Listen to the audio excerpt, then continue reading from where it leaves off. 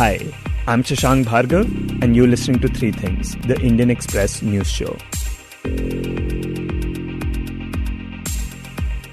In this episode, we talk about a scam that took place in one of the biggest and busiest government hospitals in the country. It is a scam in which people from poor families were made to pay thousands of rupees, even though their medical expenses were covered under the centre's flagship public health insurance scheme, the Ayushman Bharat Yojana. भाइयों और बहनों, हमारी सरकार का प्रयास है कि बीमारी कम हो, साथ ही बीमारी पर होने वाला खर्च भी कम हो। इसलिए हम आयुष्मान भारत योजना लेकर आए हैं, जिससे लोगों पर पड़ने वाला बोझ कम हुआ है। अगर किसी गरीब को कभी अस्पताल जाना पड़ा तो ये कार्ड उसकी जेब में 5 लाख रुपए के एटीएम कार्ड का काम करेगा।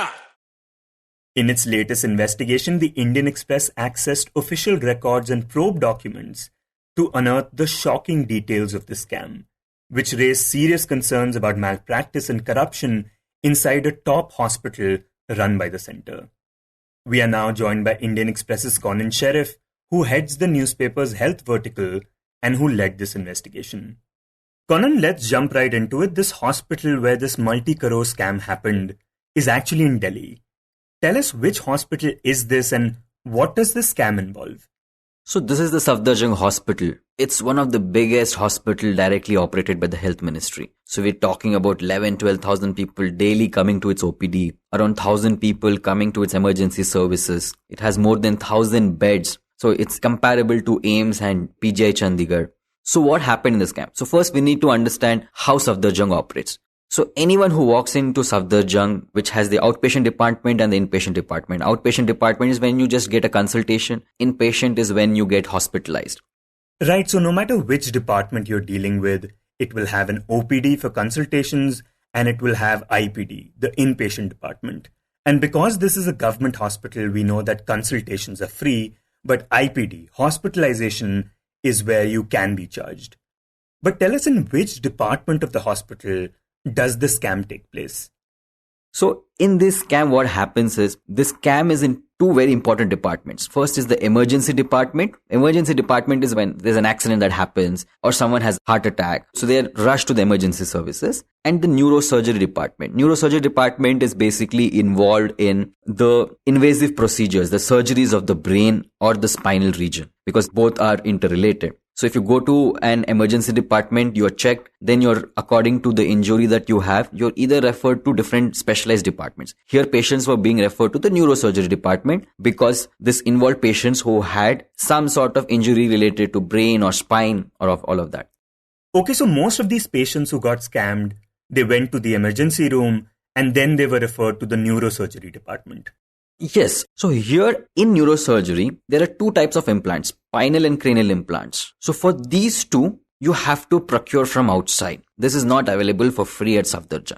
However, if you are a beneficiary under the Ayushman Bharat scheme, which is the government's largest, or now the government claim is the world's largest health insurance scheme, it's for free. Even these implants are for free. And if you have a CGHS, which is the central government health insurance, that's free. So only for these two implants, you have to procure from outside. But the surgery is completely free. The cost of surgery, the hospitalization, all of that is free. The second aspect is there are certain implants that are completely free. Whether you are, you just walk in, whether you are a beneficiary, you're not a beneficiary, everything is free. And what kind of implants are available for free? Could you give some examples? So there are certain screws, you put in the implants. There are shunts that are put in, the brain. So these are complex medical implants or devices, but they're available for free. So only very high-end cranial and spinal implants, so those have to be purchased from outside. Okay, so just to recap, surgeries are free because it's a government hospital. Some implants again are free. You don't have to pay for them. But then there are some implants that have to be procured from outside that patients do have to pay for. But if you're covered under the Ayushman Bharat scheme or the central government health scheme, then you don't have to pay for those either. You're right. That's how the scam starts. So there are two aspects of this scam. First, whatever was free, there are instances where patients were asked to pay. So indirectly, they're being overcharged or illegally asked to pay something. Second, which is the biggest revelation of this voluminous records that we've accessed, is that there are instances where patients who were part of or who are beneficiaries of the Ayushman Bharat scheme, they were also paying for the implants. So they were not being offered these implants free of cost, which is available for free. So these are the two things. First is even things that were free, patients were paying for it. And things that were not free for general patients, but for free for Ayushman Bharat patients, even they were paying for that. And tell us, who is the main person at the center of the scam? So at the center of the scam is an associate professor of neurosurgery. His name is Dr. Manish Rawat. He practiced in Bareilly before he joined the Safdarjung. He's been in Safdarjung for almost 7 to 8 years. He specializes in neurosurgery, which is involving surgery of, injuries to brain or spine. So he's this very senior professor at Safdarjung. So why this case is so significant and revelatory is that it involves a doctor who's very senior, and it involves a department which sees very high volume of patients. And how many patients did Dr. Rawat manage to scam?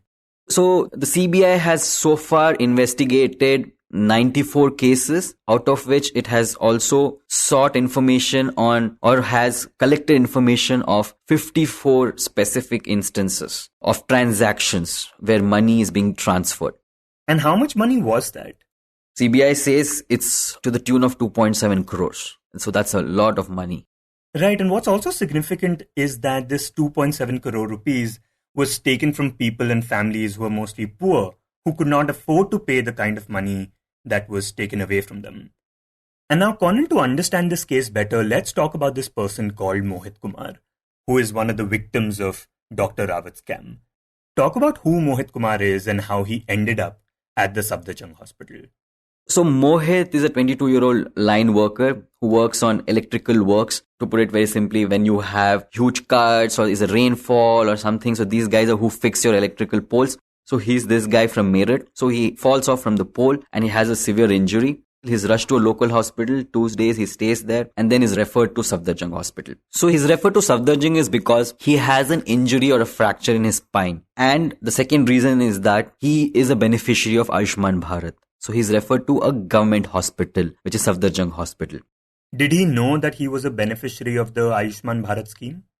At that point of time, he knew he was a beneficiary. So these guys have a card in advance. So it's a meticulous procedure. It takes days to get your Ayushman Bharat card and you have to get it at the district level. The district authorities, are the one who verify whether your income level matches and then you get the beneficiary card. And then you can access anywhere in the country where the empaneled hospitals are. Safdarjung hospital is of course an empaneled hospital. So he walks in. We're going back. He's rushed to the emergency of Safdarjung. Basic analysis and medical examination is done and then he's referred to the neurosurgery department. Dr. Manish Rawat is the guy who checks his thing and says that this guy requires a surgery, which is to fix the D3 fracture. And then he says that you need an admission. Admission is free, like I told you. You need a surgery. That is also free. And then, of course, you need implants. Okay. So automatically, what the family does, which is his brother Harikishan, he picks up the card,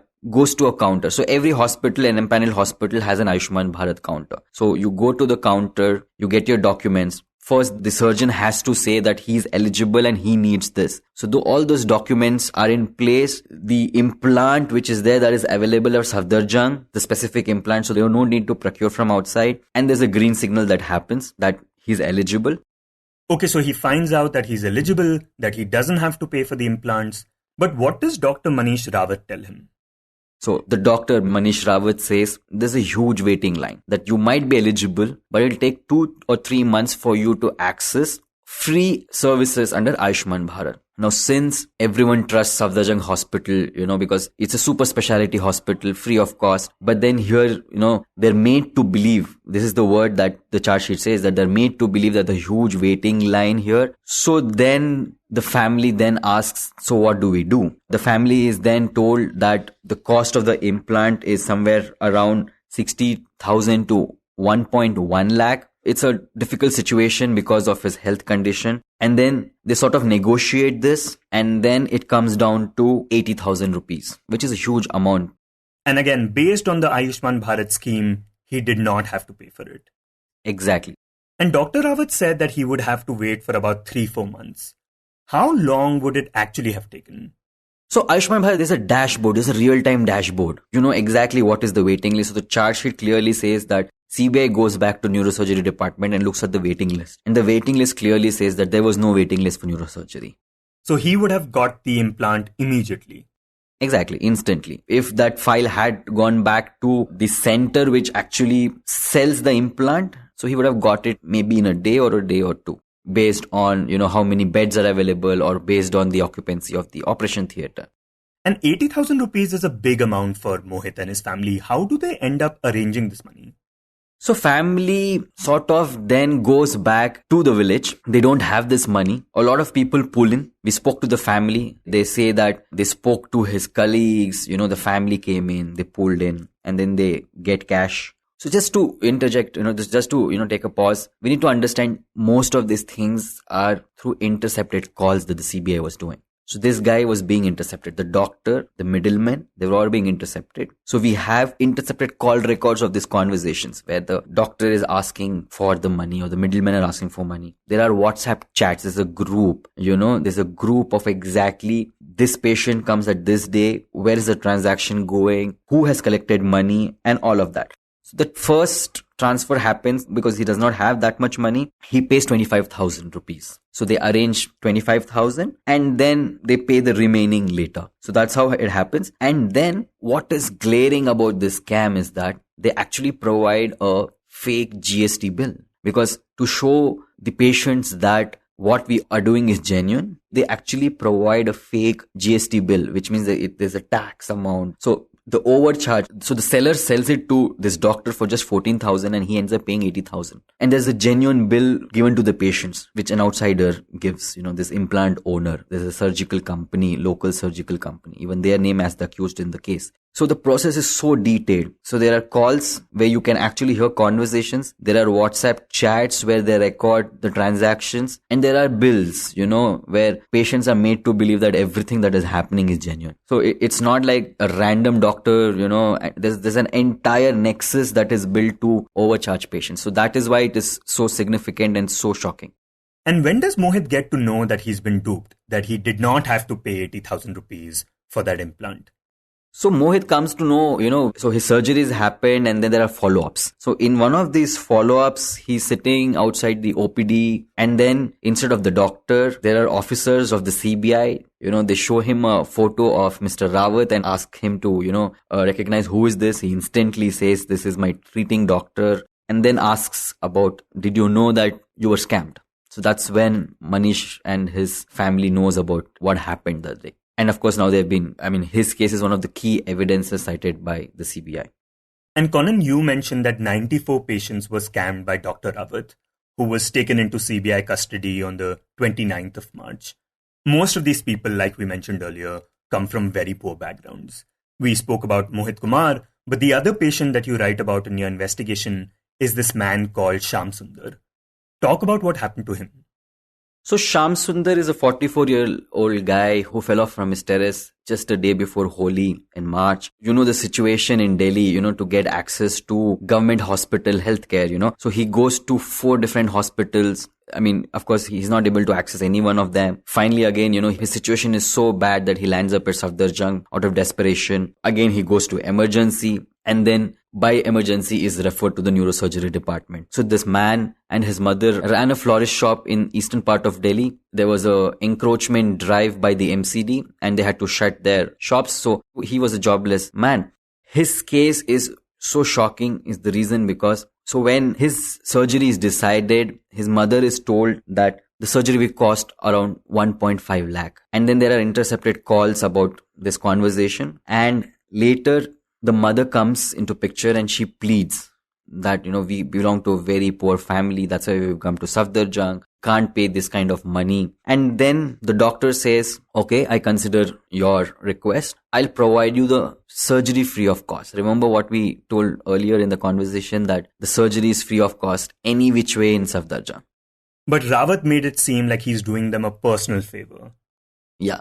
So this Batum conversation is actually part of the evidence in the charge sheet. And then he says, but I will have to charge you for an implant. They made to believe that the implant, I will lower it to 35,000 rupees. So a surgery that costs nothing, but they're forced to believe that, that the doctor is actually, is sort of providing them service. And then they end up paying this money, come from a very poor family. What is interesting is, how did the family come to know? So again, in one of the follow-ups, they are in the OPD. And there's a big announcement in Safdarjung in the midst of this entire investigation, where patients are told on a loudspeaker that, so this is outside the neurosurgery OPD. If anyone remember being overcharged anytime, please come to this counter. So Lacho realizes that there's this strange thing that from 1 lakh rupees, surgery was lowered to 35,000. So she goes to another patient attendant and sort of says, this has happened to me, but is this a scam? So she says, she takes her in confidence and takes her to that counter. And then this lady files a written complaint that this has happened. A few weeks later, CBI then lands to their residence and then says, you are one of the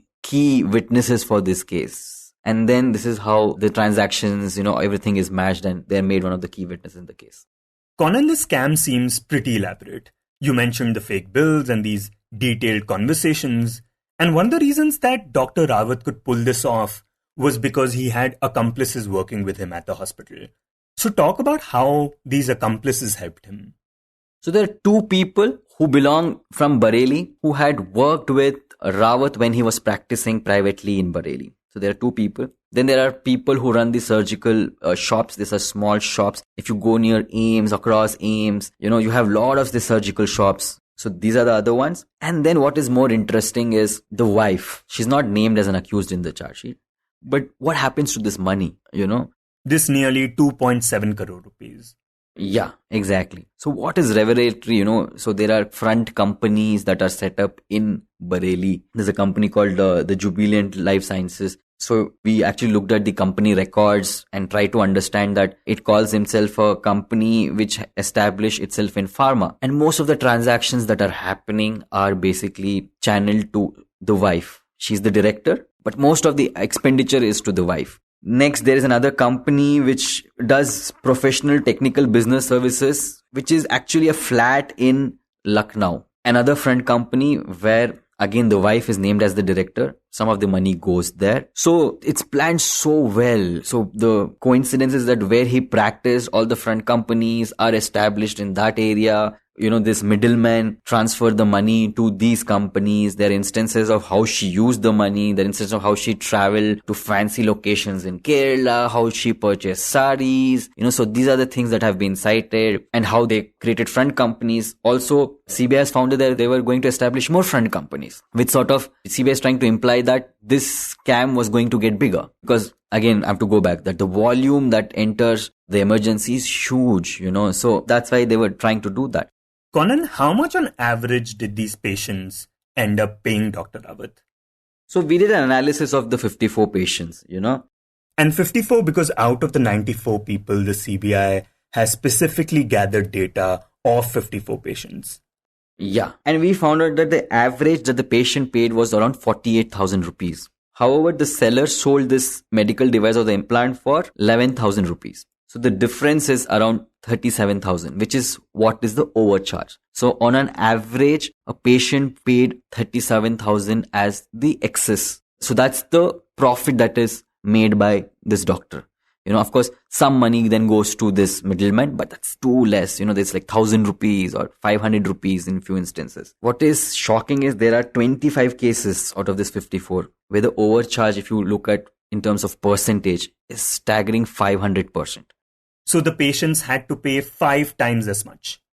Exactly. And in 5 cases, patients paid over 1 lakh and the overcharge was to the tune of 90,000. So there are 5 cases where they shelled out more than 1 lakh and the profit that he made was shocking 90,000. And this you should remember that the CBI has intercepted the calls for 3 months. Okay, so we don't know how long the scam was going on.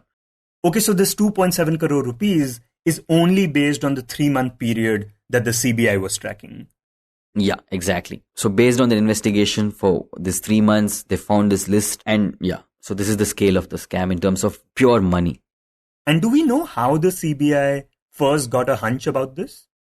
Interestingly, the chart sheet now sort of gives us first details of how this scam unfolded. The MHA, the Ministry of Home Affairs, is the authority who gives you the permission to tap phones or to intercept calls. So there must have been some internal leak or information that comes to the Health Ministry and later they take permission from the Ministry of Home Affairs to intercept the calls and there are 166 calls are intercepted. So this entire chart sheet, this voluminous chart sheet, these transactions, I also told you about, there are WhatsApp chats and all of that. So this is how they unearthed this scam through, intercepting this call. So which is very, very rare when it comes to healthcare institution of this scale and especially involving such a senior doctor.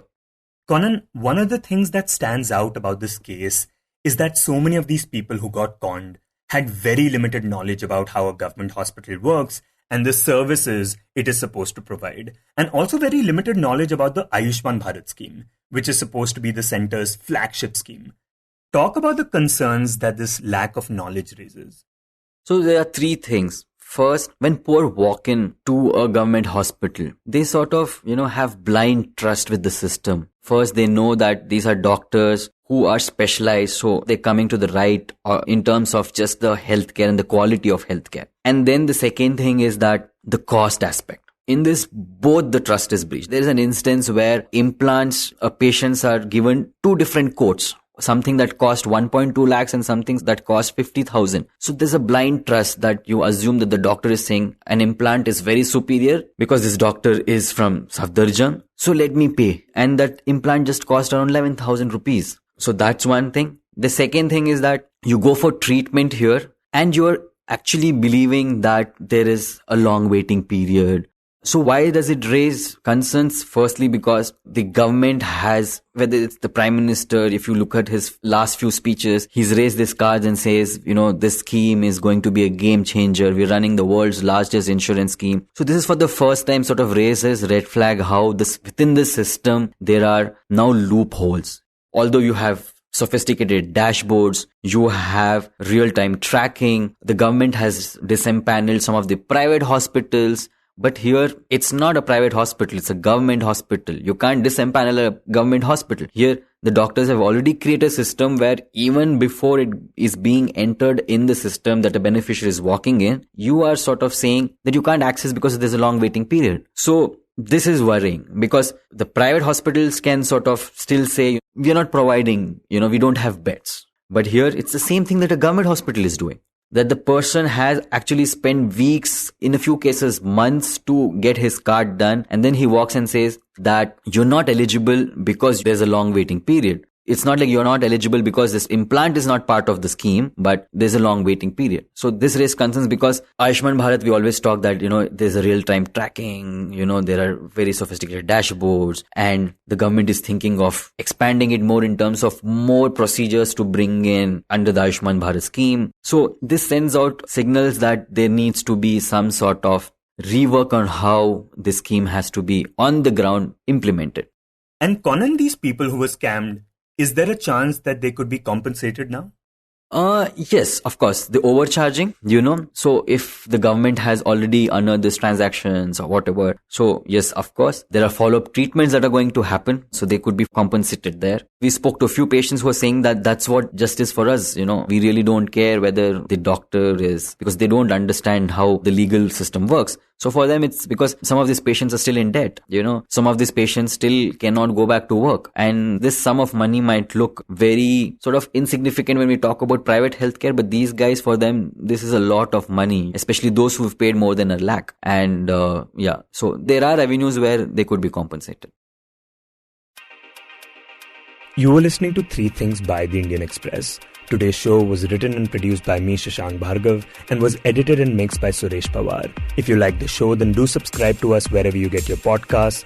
You can also recommend the show to someone you think will like it, share it with a friend or someone in your family. It's the best way for people to get to know about us. You can tweet us at Express Podcasts and write to us at podcasts@indianexpress.com.